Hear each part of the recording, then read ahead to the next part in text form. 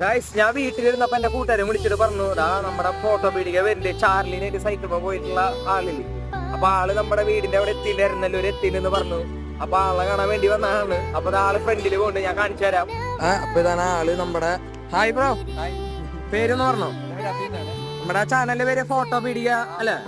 നമ്മുടെ ചാർലി കൊണ്ടിരിക്കുന്നുണ്ട്, നോക്കണില്ലേ ആള്? ചാർലി നോക്കണില്ലേ?